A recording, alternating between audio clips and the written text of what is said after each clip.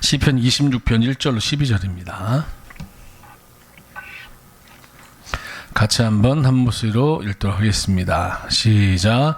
내가 나의 완전함에 행하였사오며 요동치 아니하고 여호와를 의지하였사오니 여호와여 나를 판단하소서. 여호와여 나를 살피시고 시험하사 내 뜻과 내 마음을 단련하소서. 주의 인자하심이 내 목전에 있나이다. 내가 주의 진리 중에 행하여 허망한 사람과 같이 앉지 아니하였사오니 간사한 자와 동행치도 아니하리이다. 내가 행악자의 지표를 미워하오니 악한 자와 같이 앉지 아니하리이다. 여호와여 내가 무죄함으로 손을 씻고 주의 단에 두루 다니며 감사의 소리를 들리고 주의 기이한 모든 일을 이르리이다. 여호와여 내가 주의 계신 집과 주의 영광이 거하는 곳을 사랑하오니 내 영혼을 죄인과 함께 내 생명을 살인자와 함께 거두지 마소서. 저희 손에 악택함이 있고 그 오른손에 뇌물이 가득하오나 나는 나의 완전함에 행하오리니 나를 구속하시고 긍휼히 여기소서. 내 발이 평탄한 데 섰사오니 회중에서 여호와를 송축하리이다. 아멘. 본문 속에 나타난 하나님의 교훈 첫 번째입니다. 오직 내 믿음의 판단은 하나님만이 하신다. 다윗은 최소한 이 태도를 가지고 살았다라는 거예요. 여러분, 이 모습을 갖고 살게 되어지면 두 가지 특이사항이 나타납니다. 첫 번째는 하나님에 대한 경외함. 이 부분이 훨씬 더 진해지고 간절해진다라는 거예요. 왜냐하면 결국 나의 판단은 내 주변의 상황이나 사람이 아니라 내가 스스로 이 정도면 되겠지라고 하는 것이 아니라 하나님이 하시기 때문에 하나님이 나를 어떻게 바라보실까라고 하는 이 태도와 자세를 갖게 되어지고, 그러니 더욱더 하나님을 경외할 수밖에 없고 하나님이 뭐라고 말씀하셨는지에 대해서 관심을 가질 수밖에 없다라는 거예요. 이게 하나고요. 또 하나는 하나님이 나를 판단하시기 때문에 내 주변의 사람들의 소리에 우리가 낙심하고 좌절하고 기분 상해하고 위축될 수도 있고 난 이 정도밖에 되지 않는가 라고 여러분 생각할 수 있지만, 판단은 하나님이 하시기 때문에 이거는 의미가 없구나 라고 하면서 그런 어떤 관계 속에서의 어려운 부분들 또 혹은 일방적으로 매도되어지는 어떤 그런 모습으로부터 자유함을 얻을 수 있다라는 거예요. 일단 관련된 말씀 한번 읽어보겠습니다. 자, 시편 26편 1절입니다. 시작.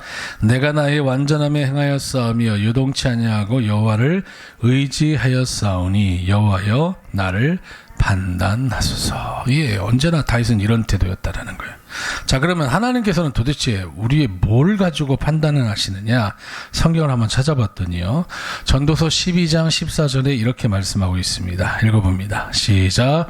하나님은 모든 행위와 모든 은밀한 일을 선악간에 심판하시리라. 설명 안 드려도 잘 이해하실 만하니까 설명 안 드려 넘어가겠습니다.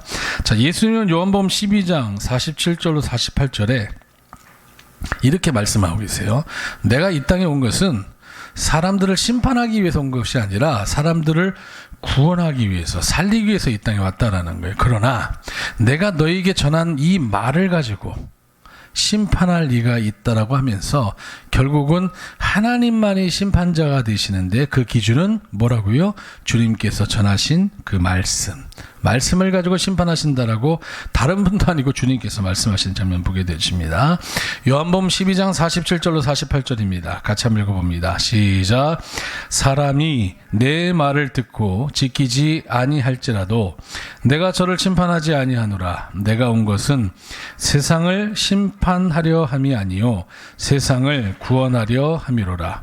나를 저버리고 내 말을 받지 아니하는 자를 심판할 리가 있으니 곧 나의 한 그 말이 마지막 날에 저를 심판하리라. 이 사실을 여러분이 기억한다면 주님께서 우리에게 뭐라고 말씀하셨는지에 대해서 관심을 안 가질 수가 없고요. 그 관심을 가지고 주의 말씀을 살펴봤더니 주님께서는 이런 걸 가지고 심판하시는구나 라는 사실을 우리가 알게 되어지고, 그러니 우리가 그 말씀에 대해서 어떤 태도를 가져야 될지 우리의 삶의 태도를 분명히 하게 된다라는 겁니다. 이방인의 사도로 부름받은 바울이 고린도 교회를 향해서 고린도서 5장 9절로 10절에 동일한 내용의 말씀으로 그들을 권면하는 장면들을 보게 되었습니다. 사실은 주의종들이 이런 말씀 좀 자주 전해야 되는데 성도들이 별로 좋아하지 않아서 그래도 여러분 아시기 바랍니다. 고린도후서 5장 9절로 10절입니다. 시작. 그런즉 우리는 거하든지 떠나든지 주를 기쁘시게 하는 자 되기를 힘쓰느라. 여러분 힘쓰는 겁니다. 그냥 가만히 있으면 하나님 우리의 모습을 보고 아이고 기뻐라 라고 하는 여러분 그런 모습 아니라는 거예요. 하나님을 기쁘시게 해드리기 위해서 우리가 힘써야 된다는 거예요. 그 이유는 10절입니다. 시작. 이는 우리가 다 반드시 그리스도의 심판대 앞에 드러나 각각 선악간에 그 몸으로 행한 것을 따라 받으려 함이라. 충분히 이해가 되시리라고 봅니다. 자, 오전에 말씀드렸던 다윗의 삶입니다. 그렇기 때문에 다윗은 어떤 삶을 살았느냐? 시편 1편 1절로 2절입니다. 읽어봅니다. 시작. 복 있는 사람은 악인의 꾀를 쫓지 아니하며 죄인의 길에 서지 아니하며 오만한 자의 자리에 앉지 아니하고 오직 여호와의 율법을 즐거워하여 그 율법을 주야로 묵상하는 자로다. 복 있는 사람이 어떤 사람이라는 것을 다윗은 너무나도 잘 알고 있었기 때문에 그러한 삶을 살기 위해서 힘썼고 그가 죽고 난 이후에 성경은 다윗에 대해서 이렇게 평가하고 있습니다. 열왕기상 15장 5절입니다. 시작. 이는 다윗이 햇사람 우리아의 일 외에는 평생에 여호와 보시기에 정직히 행하고 자기에게 명하신 모든 일을 어기지 아니하였음이라. 기억하시는 저와 여러분 되어지길 바랍니다. 이게 첫 번째 교훈이고요. 자, 두 번째입니다. 읽어볼까요? 시작. 내 믿음을 온전케 하시는 분은 오직 하나님 한 분밖에 없다. 참 이 사실을 우리가 기억해보면 참 감사한 겁니다. 사실 하나님이 판단하시는 분이잖아요. 그런데 그 판단하시는 분이 우리로 하여금 온전한 판단을 하기 위해서 나를 의지하고 나에게 너의 삶의 주도권을 내어 맡기면 내가 너희를 온전한 사람이라고 판단받을 수 있도록 너희를 훈련할게. 내가 너희를 단련해 줄게. 내가 너희를 트레이닝 해 줄게 라고 말하고 있다는 거예요. 그러면 우리가 여러분 해야 될 것은 뭡니까? 내가 온전케 되기 위해서 내 스스로 열심히 애쓰고 노력하면 된다라고 하는 여러분 잘못된 생각 내려놓고 판단하시는 그분께 우리의 삶을 맡기면 된다라는 거예요. 주도권을 내어드리면 된다라는 거예요. 물론 그 과정 속에 정말 막 입에서 막 단내가 나고 욕이 나올 만한 원망불평할 만한 그런 일들도 많이 있겠죠. 그렇지만 하나님께서 단련하시면 결국 그 인생이 어떻게 된다라는 겁니까? 우리 올해 말씀 뽑으신 중에도 그런 말씀 뽑으신 분도 있던데 결국은 하나님이 단련하셔서 정금 같은 여러분 인생의 모습으로 그의 삶을 이끌어 주신다라는 거예요. 그러니까 나의 삶을 얼마나 하나님께 맡길 것이냐, 아니면 내가 내 인생의 주인이라고 생각해서 내가 주인 노릇할 것이냐, 아니면 하나님께 주도권을 내어 맡기고 그분이 나의 주인이라고 여기면서 나는 그분의 말씀에 이해하면서 순종할 것이냐. 이 두 개의 선택의 기로가 있다라는 거예요. 어떤 편을 선택해야지 여러분 우리가 올바른 판단을 받을 수 있게 되어집니까? 내가 주인이 아니라 그분이 주인이심을 믿고 그분 앞에 모든 것을 맡길 때 그것이 가능하다는 겁니다. 자, 그래서 관련된 말씀입니다. 시편 26편 2절입니다. 같이 읽겠습니다. 시작. 여호와여 나를 살피시고 시험하사 내 뜻과 내 마음을 단련하소서. 관련된 내용들입니다. A번이요. 시작. 하나님은 시험을 통해 우리의 뜻과 마음을 단련하신다. 자, 그럼 하나님은 우리를 어떻게 단련하시느냐? 하나님께서 시험을 하신다라는 거예요. 테스트를 하신다라는 거예요. 그래서 우리의 모습을 단련하신다는 겁니다. 먼저 욥기서 23장 10절입니다. 시작.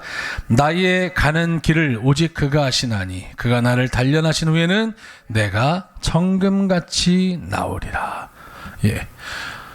결국 판단하시는 분이 우리에게 요구하시는 모습은 정금 같은 모습이거든요. 근데 그 정금 같은 모습이 가능하려면 누가 우리를 단련해야 된다라는 거예요? 판단하시는 그분, 하나님께서 우리를 여러분 단련하셔야 된다라는 거예요. 근데 하나님은 우리를 어떻게 단련하시느냐? 시험을 통해서 여러분 단련하신다라고 성경 말하고 있다는 겁니다. 관련된 말씀입니다. 신명기 8장 1절로 3절입니다. 자꾸만 입에서 침이 나오는지 모르겠네. 자, 신명기 8장 1절로 3절. 자, 같이 한번 읽어보겠습니다. 시작. 내가 오늘날 명하는 모든 명령을 너희는 지켜 행하라.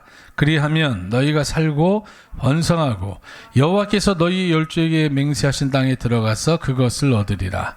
내 하나님 여호와께서 이 40년 동안에 너로 광야의 길을 걷게 하신 것을 기억하라.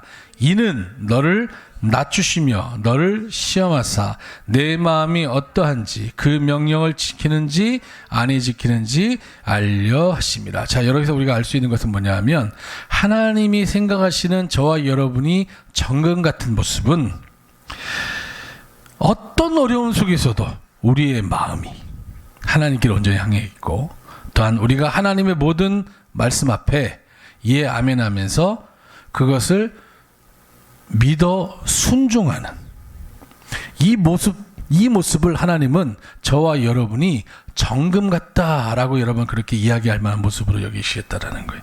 2절 다시 한번 읽어봅니다. 시작.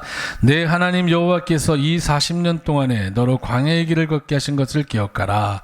이는 너를 낮추시며 너를 시험하사 내 마음이 어떠한지 그 명령을 지키는지 아니 지키는지 알려 하심이라. 그리고 3절입니다. 너를 낮추시며 너로 줄이게 하시며 또 너도 알지 못하며 내 열조도 알지 못하던 만나를 내게 먹이신 것은 사람이 떡으로만 사는 것이 아니요 여호와 입에서 나오는 모든 말씀으로 사는 줄을 너로 알게 하려 하심이니라. 설명되지 않겠습니다. 자, 베드로전서 4장 12절로 14절입니다. 여기도 너희가 신앙생활하고 믿음생활하면서 당하는 고난을 즐거워해라. 이 고난에 참여할 수 있게 되어진 것에 대해서 기뻐하라라고 여러분 얘기합니다. 왜냐하면 그 고난에 참여했다라는 것이 훗날 너희에게 엄청난 영광으로 보답하는 그런 모습이 되어지기 때문이다라고 설명하고 있다라는 거. 여기서 말하는 영광은 이 땅의 복도 해당되겠지만 결국은 하나님의 나라에 합당한 자로 여김을 받는 영광입니다. 읽어보겠습니다. 베드로전서 4장 12절로 14절입니다. 시작.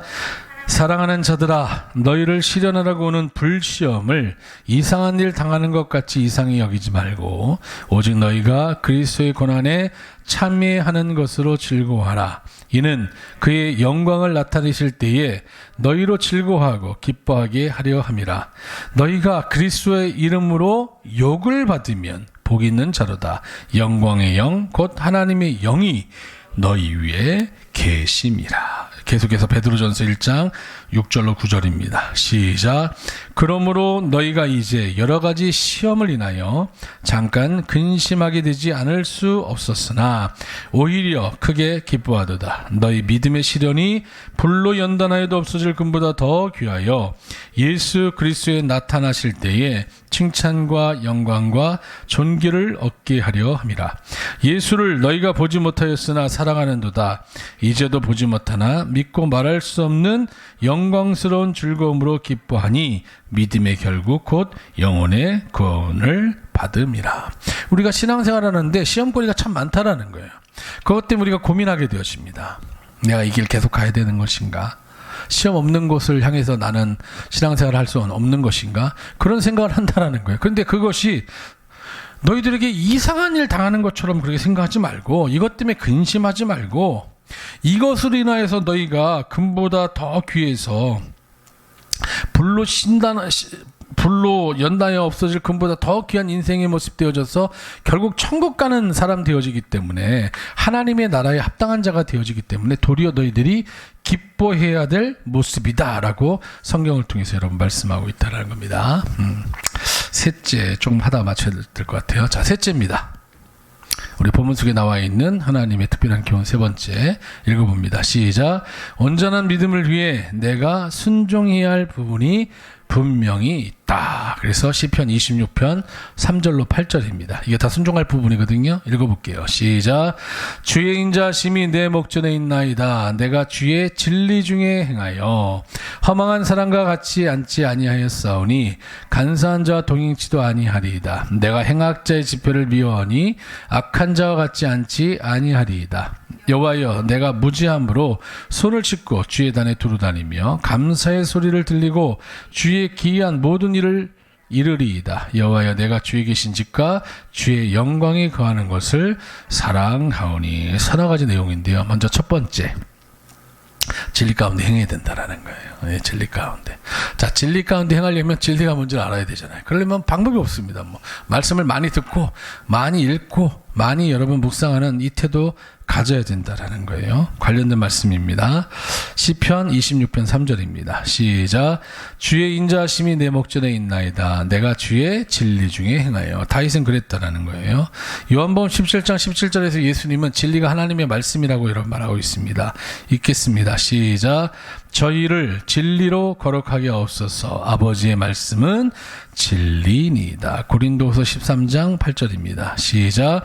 우리는 진리를 거스려 아무것도 할 수 없고 오직 진리를 위할 뿐이니. 자, 진리를 하나님의 말씀으로 바꿔서 다시 한번 읽어볼게요. 시작. 우리는 하나님의 말씀을 거스려 아무것도 할 수 없고 오직 하나님의 말씀을 위할 뿐이니. 그러니까 말씀에 대한 어떤 태도를 가져야 될지 너무나도 잘 알 수 있잖아요.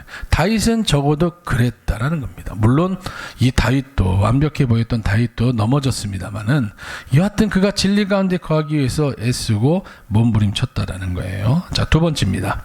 자, 진리 가운데 행하기 때문에 이러한 삶의 태도를 갖지 않았다라고 얘기합니다. B번 읽어볼까요? 시작. 허망한 사람, 악한 자와 같이 앉아있지 않았고 간사한 자와 동행치도 않았고 행악자의 집회를 미워하였다. 시편 26편 4절 5절입니다. 시작. 허망한 사람과 같이 앉지 아니하였사오니 간사한 자와 동행치도 아니하리이다. 내가 행악자의 집회를 미워하오니 악한 자와 같이 앉지 아니하리이다. 이 삶이 어떻게 가능했느냐? 다윗이 시편 1편 1절에 여러분 이렇게 고백하잖아요. 복 있는 사람은 어떤 삶을 살아야 되느냐? 악인의 꾀를 쫓지 아니하며 죄인의 길에 서지 아니하며 오만한 자의 자리에 앉지 아니하고. 여러분 이게 되게 어렵습니다. 안 믿는 사람이 아니에요. 예, 믿는 사람들 가운데 악인이 있고 죄인이 있고 오만한 자가 있다라는 거예요. 그들과 삶을 함께 공유하면서 살지 않기 위해 부단히 애썼다는 겁니다. 그러면 다윗 주변에 다윗과 친밀하고 매우 가까웠던 사람들은 다 어떤 사람이라는 거예요? 악인의 길, 죄인의 길, 오만한 자의 길을 걷지 않은 사람이었더라고 우리가 여러분 말할 수 있다는 겁니다. 앞서도 말씀드렸지만 아브라함의 조카 롯이 아브라함과 함께 있을 때는 그가 의로운 자라고 여김을 받았고 그의 가산이 늘어나서 아브라함의 종과 롯의 종들이 양에게 먹일 풀이 없어서 서로 다투는 지경에 이르기까지 되었다라고 성경 말하고 있거든요. 그런데 복이 도리어 화가 된 겁니다. 그것 때문에 아브라함과 갈라서요. 그리고 롯은 눈에 보이는 좋은 곳을 향해서 나갔고 아브라함은 하나님께 의지했더니 하나님께서 어떤 곳에 올라가서 동서남북 바라보라고 그러잖아요. 바라봤더니 네가 보는 땅 내가 다 허락하겠다. 땅이 중요한 게 아니라는 거예요. 하나님이 함께하느냐 하나님이 함께하지 않느냐 이게 훨씬 더 중요한 것인데 롯은 그것을 잊어버린 겁니다. 눈앞에 보이는 좋은 곳을 향해서 가다가 망해버렸다는 거예요. 아브라함 당장은 눈에 보이는 것이 완전히 여러분 거친 땅이었지만 하나님이 함께 하시기에 그가 믿음의 거부가 되어졌다라고 성경은 말하고 있고 우리는 아브라함을 가리켜서 축복의 덩어리, 복의 근원이라고 그렇게 얘기하고 있다는 겁니다. 자, 관련된 말씀 베드로후서 2장 7절로 8절입니다. 시작. 무법한 자의 음란한 행실을 인하여 고통하는 의로운 롯을 건지셨으니 이 의인이 저희 중에 거하여 날마다 저 불법한 행실을 보고 들으므로 그 의로운 심령을 상하니라. 그래서 여러분 우리가 무엇을 보느냐 무엇을 듣느냐 정말 중요합니다. 네, 정말 중요해요. 이건 내 정서나 어떤 내가 살아왔던 삶의 모습과 너무 잘 맞는데 이런 그거 때문에 우리가 자꾸만 귀 기울이고 거기에 머물고 그것을 여러분 보고 듣는 일에 우리가 자꾸만 집중하다 보면 결국 어떻게 된다라는 거예요? 롯처럼 될 수 있다라는 겁니다. 네.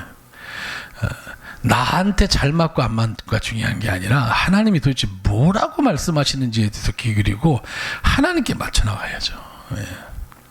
여러 차례 말씀드렸죠. 예수님이 겟세마네 동산에서 하나님께 기도합니다. 땀방울이 핏방울이 되도록 간절히 기도했다고 말하고 있는데 기도 내용은 사실 별로 언급하고 있지 않잖아요. 다만 예수님께서 한마디 하십니다. 그렇죠? 아버지여, 할 수만 있거든 이 잔을 내게서 뭐 해달라고요? 옮겨주옵소서. 주님의 정서와 맞지 않는 거예요. 너무 힘들고 고달프니 앞으로 내가 현재까지 지어온 짊어지고 온 것도 힘들었는데 앞으로 이 잔을 채찍 맞고 십자가 메고 온갖 당신이 사랑했던 백성들을 향해서 조롱과 비웃음을 들으면서 십자가에서 모진 고통을 받을 자신이 없으신 거예요. 그러니까 예수님이 하나님 앞에 기도하는 거 아닙니까? 이 잔 내게서 옮겨달라고. 우리들의 대부분의 일반적인 기도가 그렇습니다. 내가 감당하기 힘든 삶의 고난이 찾아왔을 때 우리는 대부분 뭐라고 기도해요? 이 괴로움으로부터 내가 좀 자유함을 얻게 해달라고 하나님 앞에 기도한다라는 거예요. 그런데 예수님의 기도의 특별함은 뭐냐면 그 고난이 만약 하나님의 뜻이라면 내 뜻대로 마시고 아버지의 뜻대로 되기를 원한다라고. 이게 여러분 예수님이 선택하셨던 기도의 모습이거든요. 마찬가지입니다. 우리가 일상을 살아가면서 당장 내게 유익하고 좋다라고 여러분 내가 판단하는 것이 중요한 게 아니라는 거예요. 그거는 당장은 그렇게 좋을 수 있지만 시간이 지나면 결국 나의 신앙을 좀먹는 모습이 되어진다는 거예요. 여러분 롯이 어떻게 됐습니까? 예. 그의 가정이 풍지박살났어요. 가지고 있었던 재산 다 날려먹었습니다. 여러분 소돔과 고모라 성에 하나님께서 불과 유황으로 심판하셨는데 뭘 가지고 나올 수 있었겠어요? 예. 비웃던 사위 다 하나님께로부터 심판받았고 뒤돌아서지 말라고 했는데 뒤돌아보다가 그의 아내는 소금기둥되어졌고 남은 두 딸도 여러분 말도 안 되는 이상한 행동들을 해서 평생을 이스라엘을 괴롭혔던 모압과 암몬의 조상이 되어지는 그런 모습들 우리가 성경을 통해서 본다는 이거는 아브라함과 함께 있을 때 롯의 모습 속에서는 상상도 하지 못하는 모습이었습니다. 근데 당장 물 좋고 살기 좋은 소돔과 고모라성을 택했던 롯의 말로가 이렇게 되어졌다고 한다면 결국은 황폐한 땅이지만 하나님의 뜻이 있고 하나님께서 동행하시겠다고 함께 하시겠다고 말씀하신 그 하나님의 뜻에 우리가 관심을 가지고 살아가면 그 황폐한 땅이 여러분 비옥한 땅이 되어지고 할렐루야 하나님의 놀라운 은혜와 풍성함을 얻게 되어진다는 거예요. 이 사실을 우리가 사실 알거든요. 근데 안 되죠 잘. 예. 그러니까 우리가 계속해서 하나님의 도우심을 구해야 된다는 겁니다. 자, 계시록 22장 11절로 12절입니다. 그런데 기억할 것은 이것이 계속해서 반복되어지면 결국 하나님께서는 유유상종이라고 끼리끼리 만나게 하신다라는 거예요. 그래서 한번 여러분이 곰곰이 한번 살펴보십시오. 신앙생활 오래 하신 분들 가운데 하나님의 뜻이 아닌 자기의 뜻을 하나님의 뜻으로 생각하고 살아가는 사람들은요 그렇게 뭉치게 되어져요. 근데 이게 내가 뭘 잘못하고 있는지 모르다가 나중에 하나님의 심판대 앞에 섰을 때 그제서는 여러분 돌이키기 힘든 그런 모습이 되어진다는 거예요. 이 땅에서 부귀영화를 누리는 게 뭐가 여러분 중요합니까? 천국 가는 게 가장 중요하죠. 이게 1차적인 것이고 기왕 천국 가는 인생이 되어진다고 한다면 기꺼이 하나님의 고난에 동참하면서 심은 대로 거두고 행운 대로 갚으시는 하나님의 은혜와 축복 누리는 삶까지 되어진다면 뭐 금상첨화겠습니다만은 읽어보겠습니다. 계시록 22장 11절로 12절 같이 읽겠습니다. 시작. 불의를 하는 자는 그대로 불의를 하고 더러운 자는 그대로 더럽고 의로운 자는 그대로 의를 행하고 거룩한 자는 그대로 거룩되게 하라. 여러분 이거 무서운 말입니다. 하나님이 마지막에 다 이렇게 하시겠다라는 거예요. 예. 그러니까 지금 우리가 막 속도를 내는 게 중요한 게 아니잖아요. 내가 어느 방향을 향해서 가는 것이 중요한데 과연 나는 불의를 행하는 자의 모습을 목표로 해서 살고 있는지 아니면 하나님 보시기에 더럽다라고 여기는 여러분 그 모습을 향해서 나가고 있는지 아니면 지금은 좀 더딘 것 같아도 내가 의로운 삶 거룩한 삶을 향해서 달려나가고 있는지 우리가 정확하게 그 방향을 여러분 살펴봐야 되는데 하나님이 결국 종국에는 그렇게 하시겠다라는 거예요. 오늘 이 자리에 하나님 앞에 예배드리지만 저희 모두가 다 의로운 자 거룩한 자로 여러분 하나님 마지막을 마침표를 찍는다라고 하는 보장을 할 수가 없습니다. 예. 하나님이 첫 번째가 되지 않는 사람들이 어떻게 여러분 의로운 자가 되어지고 거룩한 자가 될 수 있겠습니까? 다시 한번 읽어봅니다. 11절입니다. 시작. 불의를 하는 자는 그대로 불의를 하고 더러운 자는 그대로 더럽고 의로운 자는 그대로 의를 행하고 거룩한 자는 그대로 거룩되게 하라. 12절. 보라, 내가 속히 오리니 내가 줄 상이 내게 있어 각 사람에게 그의 일한 대로 갚아주리라. 깨닫는 은혜가 저와 여러분 가운데 있기를 주의 이름으로 간절히 축원합니다. 그 위에 감사하는 삶을 살아야 된다라는 것 까지도 오늘 성경이 말하고 있고, 또한 주의 계신 집과 주의 영광이 나타나는 곳, 이게 여러분 주의 전, 주의 종, 주의 백성을 말하는 것인데 얼마나 사랑하고 있는가. 자기는 사랑했다라고 오늘 시편 26편을 통해서 다윗은 말하고 있다라는 것 기억하면서 그렇게 사랑함을 통해서 하나님의 온전한 은혜와 축복을 누리시는 저와 여러분 되어지기를 다시 한번 주의 이름으로 축원합니다. 기도하겠습니다.